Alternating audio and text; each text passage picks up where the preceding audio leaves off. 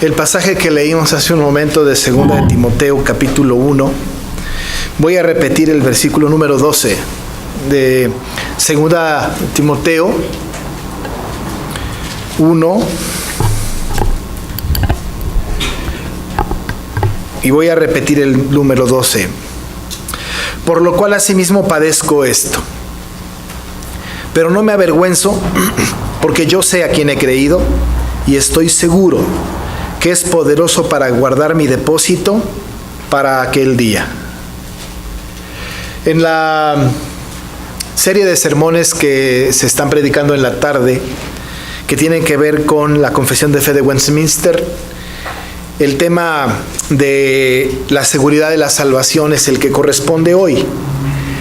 Y quiero hacer alguna pequeña distinción entre el tema de la semana pasada y el tema de hoy, que sí tiene diferencias. La semana pasada hablábamos acerca de la perseverancia de los santos. Dios nos preserva, nosotros perseveramos. Hablábamos de esta perseverancia de los santos. Ciertamente, alguno pudiera pensar, estamos hablando de lo mismo, porque hablamos de la salvación permanente, la salvación eterna. El creyente permanece en el estado de gracia todo el tiempo mientras vive, y desde luego cuando muere sigue en el estado de gracia, pero ahora glorificado, en un estado de gloria diferente, pero estamos en el estado de gracia. Y permanecemos, una vez salvos por siempre, ¿no? Salvos para toda la vida. No hay posibilidad alguna de que la Biblia enseñe, no lo enseña, la posibilidad de que se pueda perder la salvación. Esto no es posible, no puede ser posible. Perder la salvación sería tanto como hacer falible a Dios. Es como si dijéramos que Dios se equivocó al llamarnos a cada uno de nosotros para la salvación, es decirle, no fue atinado tu llamado, no fue eficaz el llamamiento, y entonces haríamos a un Dios falible, lo cual rompería la estructura doctrinal y teológica que tenemos de Dios, no sería un Dios soberano. De tal manera que hablábamos en aquella tarde, la semana pasada, acerca de esta verdad de la perseverancia de los santos. Una vez santos por siempre. Alguien me comentó que estamos hablando de la misma cosa cuando hablamos de la seguridad de la salvación, pero no, es una cosa diferente. Nosotros podemos tener la idea teológica correcta respecto de la perseverancia de los santos, es decir, que los santos perseveran hasta el final. De hecho, puede ser un conocimiento que tengamos muy intelectual de personas, y decimos, sí, los que son cristianos van a ser cristianos toda la vida, los que son salvos toda la vida. Incluso puedo pensar que yo soy salvo, y es cierto, y que soy salvo para toda la vida. La pregunta que surge y que en la confesión de fe se evidencia con el tema es: si yo voy a permanecer santo por siempre, ¿estoy seguro de que soy salvo? ¿Hay una seguridad, hay una certeza absoluta de que soy salvo? Yo no sé si alguno de ustedes ha pasado por una crisis, desde luego no existencial, pero espiritual, al respecto de esto.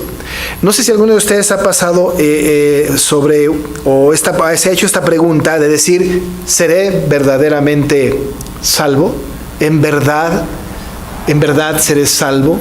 ¿Serán aplicadas para mí estas verdades bíblicas? Muchas de las personas cristianas, testimonio de muchos creyentes y de muchos hombres importantes y mujeres importantes de fe, han tenido la duda en algún momento de ¿seré salvo? ¿Hay algo que diga que soy verdaderamente salvo? Sobre todo los que nacimos en un hogar cristiano, tenemos nosotros la tendencia a pensar que habiendo nacido en un hogar cristiano, entonces mis padres fueron cristianos, mis abuelos fueron cristianos, mis padres también, por lo tanto yo también, y entonces soy salvo por la fe de mis padres. Y llega un momento crucial en la vida de todos nosotros en que nos preguntamos, ¿en verdad soy salvo? Y esta es una pregunta muy importante porque determina mi relación con Dios y determina también mi estado de ánimo y espiritual al respecto de mi relación con Dios. Cuando la Confesión de Fe de Westminster toma el tema de la certeza de la salvación o de la seguridad de la salvación, habla justo de la certeza. Es decir, toca el tema de la certeza. La pregunta a responder es, ¿cómo saber que soy salvo? ¿De qué manera puedo yo saber que soy salvo? Esta es una pregunta que a mí me han hecho muchas veces. Pastor, ¿cómo puedo estar seguro de que soy salvo? Cuando alguien me pregunta esto, casi siempre tiendo malévolamente a pensar, no es salvo, porque pienso yo en mis adentros, el que es salvo sabe que es salvo. Pero le concedo a algunas personas la pregunta, y entonces entiendo que debemos también de estudiar la razón por la que nosotros somos salvos en verdad, ¿no? Salvos en verdad. Cuando hablamos pues de ser salvos, tenemos que preguntarnos varias cosas que se han respondido a lo largo de todo este tiempo de predicación en las tardes. ¿Salvos de qué? Porque si yo le digo algo, tienes que ser salvo, ¿salvo de qué? ¿De qué me tienen que salvar? Por un lado, y por otro lado, ¿quién me tiene que salvar? ¿De qué me van a salvar? Porque no estoy ni ahogándome, no me estoy muriendo, no estoy en crisis. ¿De qué me van a salvar? Una persona que está muy bien en el mundo, ¿no es cierto? No tiene dificultades, no tiene enfermedades, tiene su vida resuelta, y le hablamos de que tiene que ser salvo. La pregunta es, ¿de qué? ¿De qué me van a salvar? Y entonces hemos visto a lo largo de toda la serie de predicaciones y lo que llevamos de la confesión de fe, de que efectivamente hay algo de lo que nos tienen que salvar a toda la humanidad. Y de lo que nos tienen que salvar es de la condenación eterna. De lo que nos tienen que salvar es del pecado que asedia nuestra alma. De lo que nos tienen que salvar, pues, es de que nosotros antes, bueno, en aquel momento pudimos haber sido hijos de ira, obedecíamos las órdenes de Satanás, de ahí nos tenían que salvar. Y para que contestáramos esa pregunta, entonces predicamos el Evangelio y les hablamos a la gente de la cruz de Cristo. Cuando el Señor en su infinita misericordia nos llama, ¿no? Con su llamamiento santo, cambia nuestro corazón, nos salva. La única manera posible de que nos podamos salvar es por una obra sobrenatural de Dios en nuestra vida. Ninguno de nosotros nos podemos salvar por nosotros mismos. Nadie, porque estamos muertos, y un muerto no puede salvarnos de ninguna manera. No es como que si nos estuviéramos ahogando en el mar y el Señor nos lanza un salvavidas y lo único que tenemos que hacer es estirar la mano y agarrar el salvavidas. Una predicación de esta naturaleza, por supuesto equivocada, diría, el Señor avienta el salvavidas mientras que te estás ahogando y lo único que tienes que hacer es tomar el salvavidas y con eso es suficiente. El Señor te jala y te rescata de la muerte segura. Pero esto es algo equivocado, no puede ser posible. Para ser más extremoso y más bíblico, tenemos que decir que bajo esta ilustración tendríamos que afirmar que más bien el Señor, una vez que estamos completamente muertos en el fondo del mar, del fondo del mar nos saca. Cuando nosotros no pudimos ni estirar la mano para tomar el salvavidas. Es decir, ya en el fondo, ya muertos, ya estando ahí sin sentido, ya sin el latido del corazón, absolutamente muertos en el fondo del mar, Dios no manda un salvavidas. Lo que hace Dios es que con su poderosa acción viene y nos saca del fondo del mar y nos da vida de nuevo. La salvación tiene que ver con que estábamos completamente muertos y nos da vida juntamente con Cristo. De tal manera entonces que la analogía del salvavidas queda bastante pobre. Todavía hay algo que nosotros tenemos que hacer, que es tomar el salvavidas, pero todavía tenemos un hálito de vida.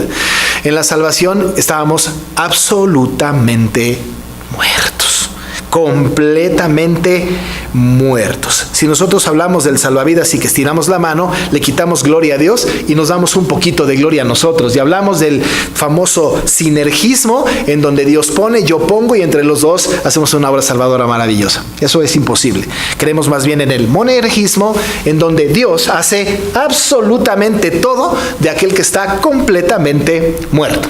De ahí nos salva. ¿De dónde nos salva? De la muerte, de la muerte. No la inminente muerte, sino de la declarada muerte, de que estamos completamente muertos. De ahí el Señor nos salva.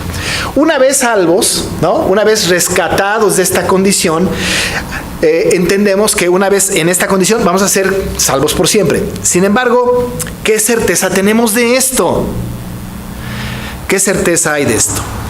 La confesión de fe nos habla de dos tipos de certeza. Hay una certeza falsa. Hay una certeza equivocada. Esa certeza equivocada descansa o complace más bien a algunos hombres no regenerados. La seguridad de la salvación falsa o espuria descansa en el hombre no regenerado. Un hombre que no es regenerado y que piensa que depende de él la salvación, tiene una certeza falsa de la salvación. Es decir, puede estar seguro, pero su seguridad está en una falsa certeza. Esta persona no regenerada puede ser cualquiera que haya hecho una profesión falsa de su fe. Las profesiones falsas de la fe son muy comunes. Las profesiones falsas de la fe pueden darse de diferentes maneras. La coerción, o incluso también puede darse a través de la conveniencia. A mí me conviene, ¿no? Me conviene decir que soy salvo porque así soy aceptado. Pasa mucho con los jóvenes, cuando los jóvenes tienen o quieren hacerse de novios de una persona no creyente y la persona creyente les dice, es que yo no me puedo relacionar con alguien que no sea creyente. Ah, pues ya soy creyente. Es decir, que es por conveniencia, con tal de estar en esta relación cristiana, ¿no? Entonces voy a decir que soy creyente y tengo en realidad una convicción, una certeza falsa, ¿no? Una certeza falsa. Si viene el Señor o se lo lleva el Señor a esta persona, evidentemente su destino no será la vida eterna con el Señor, sino que tendrá vida eterna con el otro. Así que entonces es una certeza falsa. Dice Spurgeon en su comentario, y cuando habla acerca, y Spurgeon es un escritor, pastor bautista, habla acerca de la seguridad de la salvación de una manera muy atinada, y dice en alguno de sus escritos, uno de sus sermones, menciona a él que las iglesias cristianas están llenas de certezas falsas, de profesiones falsas. Mucha iglesia cristiana. El Señor trabaja siempre con remanentes y los salvos en una iglesia pueden contarse por pocos cuando hay muchos que son creyentes con una certeza falsa. Esa certeza falsa descansa en los no regenerados. Pero entonces nos volvemos a preguntar, si entonces yo tengo un poco de duda respecto de si soy salvo, entonces no soy regenerado. ¿Tener duda respecto de mi salvación me hace no regenerado? La respuesta es no. Más bien, los que aseguran ser regenerados y no lo son, tienen una certeza falsa. Y que además en su corazón no hay un testimonio de fe, esa es una certeza falsa. Pero el verdadero creyente que puede pensar, ¿de veras soy salvo o no? No necesariamente no es salvo, sino que tiene que entender su seguridad, la seguridad de la salvación, no por tradición, no por el conocimiento intelectual que tengamos de la palabra, sino tiene que haber una convicción, una certeza verdadera, infalible y que esté respaldada. La segunda certeza que hay es, por supuesto que si la primera es la certeza falsa, la segunda es la certeza verdadera. La certeza verdadera tiene tres elementos. Aquí es donde usted puede pensar, si cumple con estos tres requisitos o tres elementos, que no es una posición fariseica desde luego, ¿no? Pero estas tres cosas son evidentes para tener una verdadera certeza. 1. La convicción de que soy salvo debe venir por testimonio de la palabra infalible de Dios. ¿Saben una cosa? Yo sé que soy salvo porque la palabra de Dios dice que lo soy. Y eso me da certeza. Ahora, si nosotros consideramos que ya hablamos del tema, que la Biblia es infalible y la Biblia dice que soy salvo, entonces debo creer que soy salvo. Si yo no creo en la infalibilidad de la Biblia, si creo que la Biblia se equivocó, la certeza de mi salvación de verdad está en juego. La primera cosa que dice la confesión es que nosotros tenemos la certeza, la seguridad verdadera de nuestra salvación solo porque la Biblia lo dice. ¿Se acuerdan? Este mismo libro, en el capítulo 3, dice en el versículo número 15, y que desde la niñez has sabido las sagradas escrituras, las cuales te pueden hacer sabio para la salvación. No hay otra manera de que yo sepa que soy salvo, sino por la Escritura. En primer lugar, no existe la posibilidad, amados hermanos, de que la certeza de su salvación esté puesta en la afirmación de otra persona, de un ser humano cualquiera. Yo no les puedo decir a ustedes, si me vienen y me preguntan, pastor, ¿seré verdaderamente salvo? Y yo hacer una declaración atrevida y decir, eres salvo. No puedo hacer esto. Por eso, cuando hablamos del Evangelio a otras personas, es muy peligroso, es muy riesgoso afirmar salvación para otros. Porque la única que puede afirmar la salvación es la palabra. Es la Escritura que le dice Pablo a Timoteo, la que te puede hacer sabio para la salvación. Ninguno de nosotros, salvo Jesús, puede decirle a alguien, eres salvo. Eres salvo. Tu fe te ha salvado. Esto no lo podemos decir nosotros.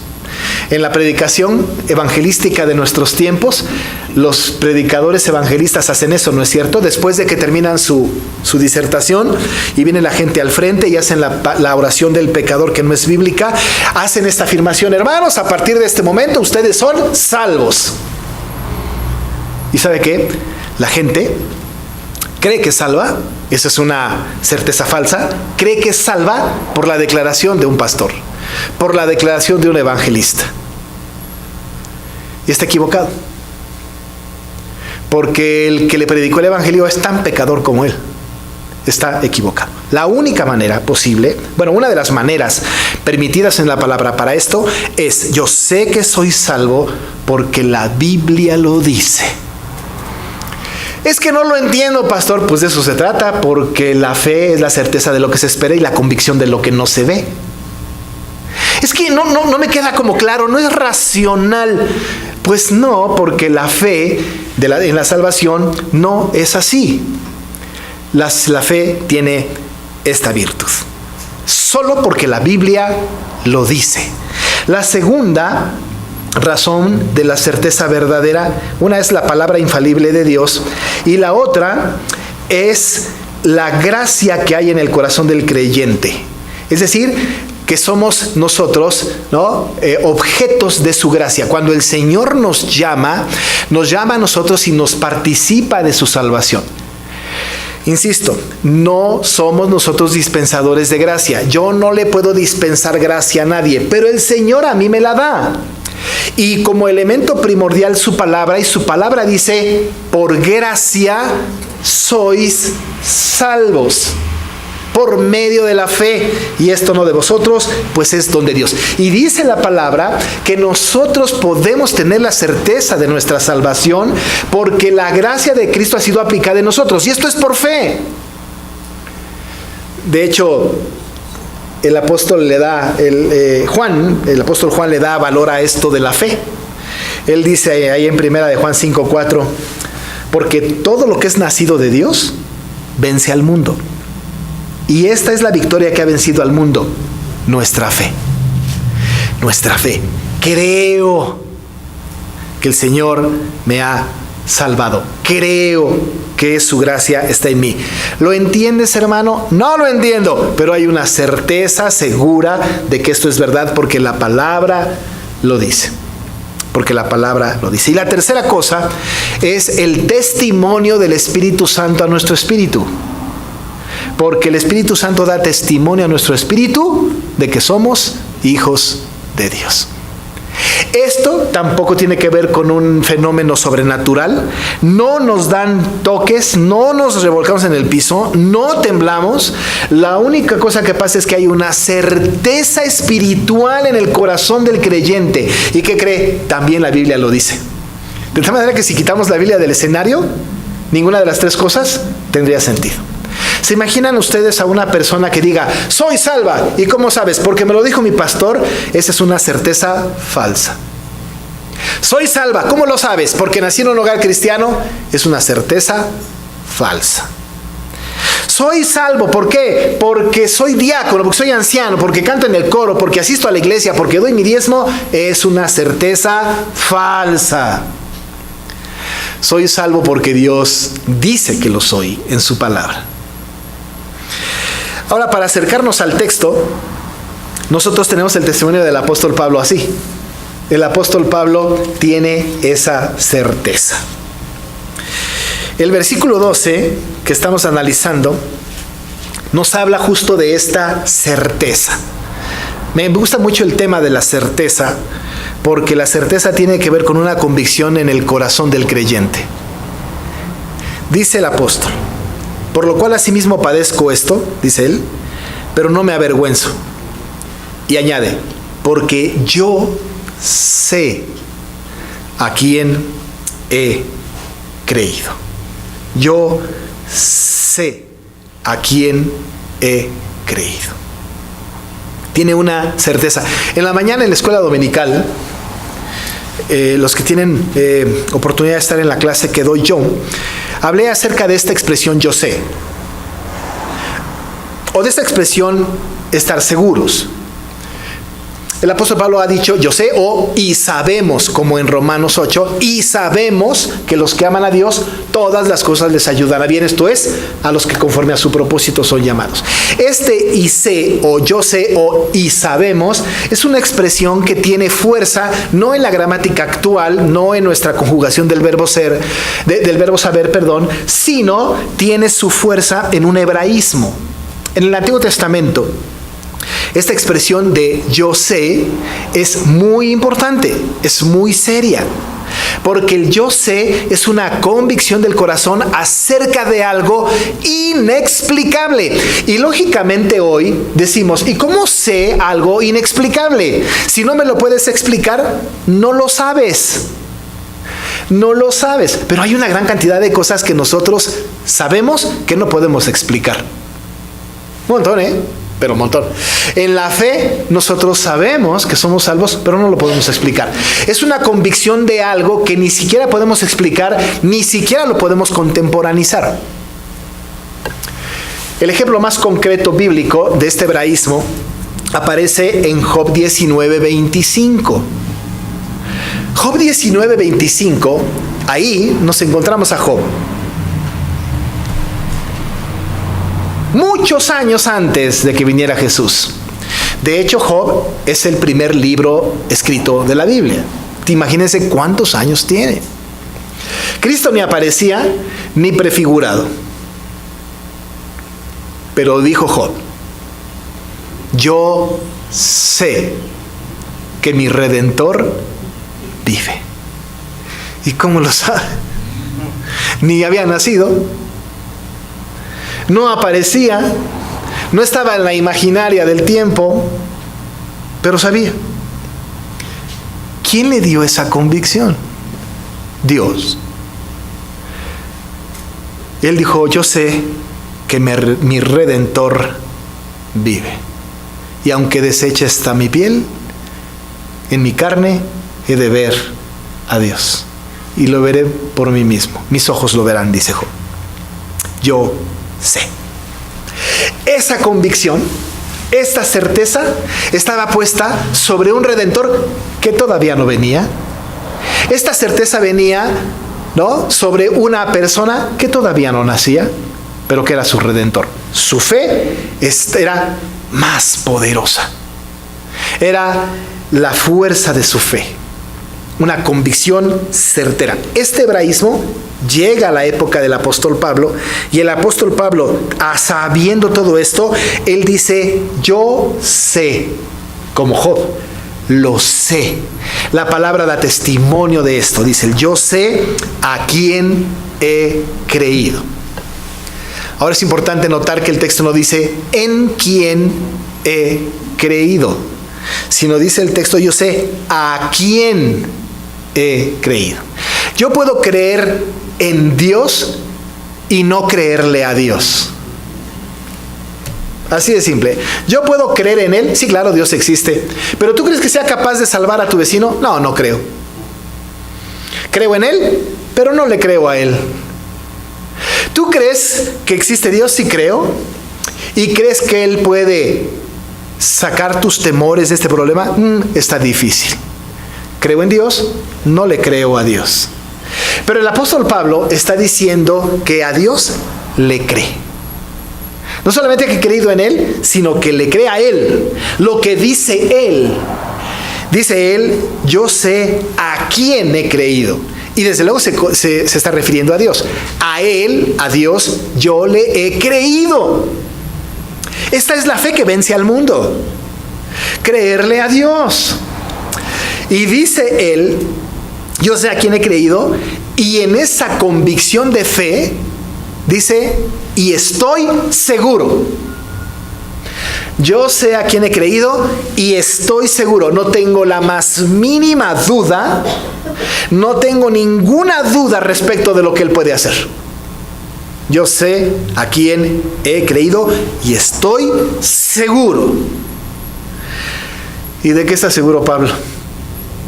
¿Sabe de qué está seguro? De la seguridad de su salvación. Está seguro de que es salvo por Cristo. Nosotros tendríamos que tener una confesión semejante. Estar seguros de que somos salvos. No dudarlo. Alguna vez le preguntamos a alguien, si se muriera en este momento y va al cielo, ¿cree que el Señor le recibiría en su gloria? Y cuando me contestan, no sé, dudan de su salvación. Yo diría, yo lo sé y estoy seguro. ¿Pero por qué? ¿Porque tienes una fe superior a los demás? No. ¿Por qué estás seguro de que te vas al cielo? ¡Qué arrogante es! ¡Qué arrogancia de los que creemos que nos vamos al cielo! Hermanos, si ahorita viniera un terremoto y nos morimos todos, yo estoy seguro que me voy al cielo con el Señor. Absolutamente seguro. Si me da un paro cardíaco ahorita, me voy con el Señor sin duda. La pregunta es, ¿tenemos esa misma convicción? Pablo dijo, yo sé a quién he creído y estoy seguro. ¿Y de qué estaba seguro Pablo? Dice el apóstol Pablo, estoy seguro que es poderoso para guardar mi depósito para aquel día. Dice, estoy seguro que es poderoso. Nosotros sabemos que el apóstol conoce la omnipotencia de Dios, las capacidades de Dios. Déjenme decirles que cuando hablamos del atributo de el poder de Dios o el todopoderoso de Dios o la omnipotencia de Dios, que es lo mismo, estamos hablando de que para Dios, como decía la Biblia, como dice la Biblia, nada es imposible. Nada. ¿Será que Dios pueda? Hemos dicho en el pasado, Dios puede. La pregunta es, ¿quiere? Porque Dios todo puede. Y lo que nosotros pensamos que no puede, no es porque no pueda, sino porque no quiere. Pensamos, por ejemplo, en la salvación de alguien cercano a nosotros. ¿Será que Dios pueda salvar a ese hermano mío, ese familiar, ese amigo tan pecador? La respuesta es sí, Dios puede salvarlo. Pero la gran pregunta es, ¿quiere salvarlo? Pero de que puede, puede. ¿Por qué? Porque es todopoderoso. Decir que Dios no puede hacer algo es limitar su atributo. Insisto, es menospreciar su soberanía. Pero Dios puede. Y dice el apóstol, estoy seguro que Él es poderoso. Incluso el testimonio de Él mismo en Romanos dice que es poderoso para hacer todo lo que ha prometido. Miren cómo lo dice Romanos 4, 20 y 21. Tampoco dudó por incredulidad de la promesa de Dios, sino que se fortaleció en fe, dando gloria a Dios, plenamente convencido de que era también poderoso para hacer todo lo que había prometido. Él es poderoso, puede. En el tema de la salvación, el mismo apóstol a los mismos romanos le dijo en el capítulo 1, Porque no me avergüenzo del Evangelio, porque es poder de Dios para salvación a todo aquel que cree. Primeramente al judío y luego al griego. Pero es poder de Dios. Dios puede hacer lo que quiera. Y el apóstol está convencidísimo en quién ha creído y estaba seguro que era poderoso. ¿Pero para qué era poderoso? ¿A qué se estaba refiriendo el apóstol? Dice el apóstol, estoy seguro que Él es poderoso y que lo que puede lo va a hacer para guardar mi depósito para aquel día. ¿Y cuál es el depósito? El depósito del Señor es mi salvación. Es la salvación que Él me ha otorgado. Es esa salvación que Él me dio por su gracia. Y Él me declaró salvo, me regeneró, me dijo, eres salvo. Y Él es poderoso para guardar ese depósito, para guardarnos a nosotros para aquel día. ¿Cuál es aquel día? Aquel día es la segunda venida maravillosa de Jesús. Es el juicio final. Y Él es poderoso para guardar mi depósito para aquel día. Cuando era yo joven, más joven, ahora lo soy, pero cuando era más, cuando había los refrescos retornables, yo no sé si usted se acuerda, yo me acuerdo, ¿no? Que llevábamos nuestra botella para que nos dieran otra, ¿no? La coca, que era la bebida de siempre, ¿no? Con el refresco, el de vidrio, y lo dejábamos en la tienda y nos lo intercambiaban, ¿no? Dejábamos la vacía y comprábamos la llena. Pero ¿qué tal que no llevamos la botella? ¿Sabe qué pasaba? Dejábamos un depósito, ¿no? Llegábamos y deme una coca, ¿trae su envase? No, no lo traigo, pues me tienes que dejar un depósito. El depósito era el garante, ¿no?, de que yo iba a regresar por el dinero. De tal manera que cuando pensamos en esto, estamos hablando de que el Señor es poderoso para guardar mi depósito. Es decir, es una manera de decir, aquí te retengo, aquí te voy a retener conmigo y no hay manera posible de que te salgas de mí hasta aquel día. ¿Hasta qué momento yo voy a salir del depósito? Y en realidad no saldré, sino que permaneceré con Él para siempre hasta la venida de Jesucristo. Y es poderoso. Dice un comentarista Hodge de este asunto de la confesión de fe de Westminster, que una cosa hermosa que sucede con que el Señor es poderoso para guardar nuestro depósito para aquel día, es que debe de ser todopoderoso, porque sabe que el hombre, aún creyente, pareciera que vamos a hacer todo lo posible para no ser salvos, para no seguir siendo salvos. ¿No es cierto que de repente pecamos voluntariamente? A veces estamos en la casa, en el trabajo, en la calle, y aun y cuando sabemos que lo que vamos a hacer es pecado, lo hacemos. Si dependiera de nosotros conservar la salvación, la perdemos. Necesitamos un poder sobrenatural, una fuerza mayor. Y dice el apóstol, estoy seguro de que Él es poderoso. Él, a pesar de mis inconsistencias, es poderoso para guardar mi depósito para aquel día. Ahora, no quiero decir con esto que, hermano, pequemos todo lo que podamos. Al fin y al cabo, el Señor ha guardado mi depósito para aquel día. Todo aquel que piense así tiene una certeza falsa. No es salvo. Los salvos queremos conducirnos con temor y temblor delante de Dios y estar seguros de que el Señor es poderoso para guardar nuestro depósito hasta aquel día. A lo mejor sí peco, a lo mejor me equivoco. ¿Sabe que muchas iglesias piensan que si pecan pierden su salvación? ¿Que si pecan el Señor les quita de su gracia? En realidad somos minoría los que pensamos de manera contraria. Pero el Señor es poderoso para guardar mi depósito hasta aquel día. Porque la fuerza de mi salvación, el garante de mi salvación, no soy yo ni mi conducta, es el Señor. ¿Cómo puedo estar seguro de que soy salvo? Porque Dios lo dice en su palabra. Esto es suficiente. Lo sienta yo o no lo sienta. Por eso el canto famoso, aquel que dice, mi Dios es real porque lo siento en mi ser, está equivocado. Él es real, lo sienta o no lo sienta en mi ser. Y yo soy salvo, lo sienta o no lo sienta. Solo la Biblia me da la convicción y por el testimonio de la Biblia sé y estoy seguro que el Señor es poderoso para guardar mi depósito hasta aquel día. Y salvo hoy, salvo por siempre. Vamos a orar. Señor, gracias porque tu palabra nos lleva de la mano al respecto de nuestra fe, de las doctrinas fundamentales que no solamente alimentan nuestro intelecto, sino que mueven nuestra vida espiritual. Nos dan certeza. Y nosotros, Señor, sabemos y estamos seguros. Sabemos a quién hemos creído y estamos seguros de que eres poderoso para guardar nuestro depósito hasta aquel día. Un día estaremos contigo para siempre. Estamos seguros de nuestra salvación, completamente seguros.